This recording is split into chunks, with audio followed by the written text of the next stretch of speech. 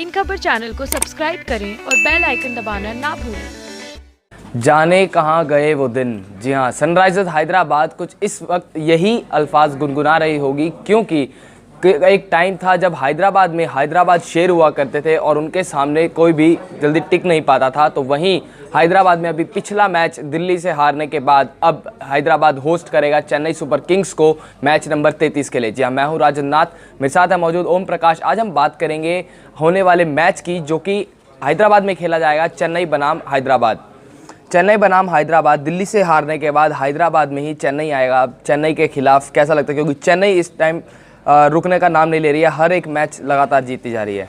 महेंद्र सिंह धोनी की अगुवाई में जिस तरह से चेन्नई सुपर किंग ने अब तक प्रदर्शन किया है वो काफ़ी शानदार रहा है, और इस बार ही नहीं, हमेशा की तरह जैसा वो प्रदर्शन करते इस साल भी करते चले आ रहे हैं। जहां तक आप सनराइजर्स हैदराबाद की बात कर रहे हैं, तो सनराइजर्स हैदराबाद ने शुरुआत में तो बहुत अच्छा प्रदर्शन किया, उनके बल्लेबाजों ने बढ़िया प्रदर्शन किया, डेविड वार्नर और जॉनी बेयरस्टो ने शतक किए, लेकिन महेंद्र सिंह धोनी को कल वो किस तरह से चुनौती देंगे ये देखने वाली बात होगी।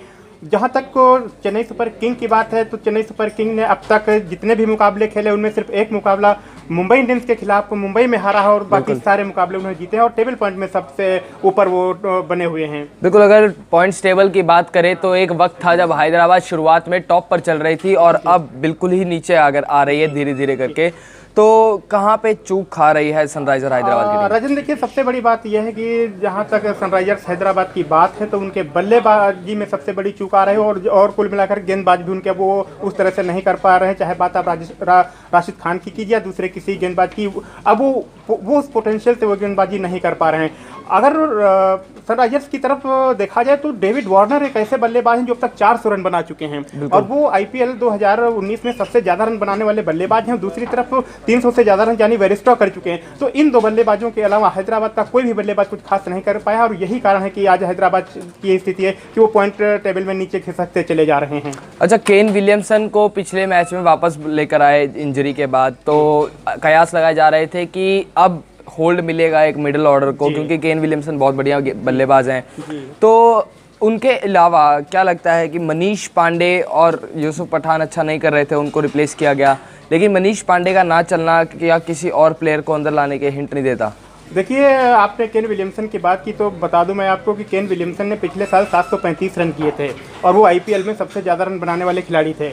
और मध्य क्रम में ना तो आपके यूसुफ पठान चल पा रहे थे और ना ही आपके मनीष पांडे चल पा रहे थे। बिल्कुल। तो कप्तान उसकी रणनीति यही रही टीम की कि अब वो इंजरी से फिट हो गए हैं, उनको लाया जाए केन विलियमसन को, लेकिन केन विलियमसन भी कुछ खास नहीं कर पाए। और अगर केन विलियमसन और मध्य क्रम में मनीष पांडे और कुछ मिलाकर दूसरे बल्लेबाज अगर नहीं कुछ कर पा रहे हैं तो हैदराबाद के लिए स्थिति चिंताजनक है, और चेन्नई को मुझे नहीं लगता कि जिस तरह से चेन्नई खेल रही है उसके विजयी रथ को ये रोक पाएंगे। अच्छा, चेन्नई की बात कर लेते हैं तो शेन वॉटसन एक ओपनर, बतौर ओपनर अभी तक कुछ कर नहीं पाए हैं टीम के लिए, और क्या लगता है कि इस मैच में कोई चेंज करेगी चेन्नई?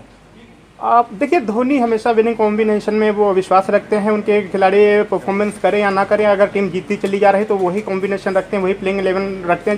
ज़्यादा फेरबदल में वो विश्वास नहीं रखते। वो कह भी चुके हैं कि वो किसी मैच को लेकर ज़्यादा मीटिंग नहीं करते हैं, कोई खिलाड़ियों के ऊपर एक्स्ट्रा प्रेशर नहीं डालते हैं, जो जैसे खेल रहा है उसको वैसे खेलने देते हैं, और उनकी कुल मिलाकर बात ये होती है कि उनको जीत मिलनी चाहिए।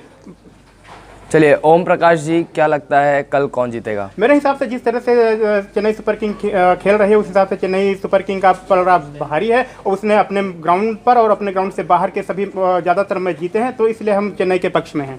चलिए, ये तो जनाब MS धोनी की साइड है, लेकिन देखना यही होगा कि क्या डेविड वार्नर और जॉनी बेयरस्टो का वही पुराना जलवा हमें एक बार फिर से देखने को मिलेगा, क्योंकि दोनों बल्लेबाज फॉर्म में हैं, लेकिन पिछले कुछ दिनों से मिडिल ऑर्डर के ना चलने की वजह से प्रेशर में है।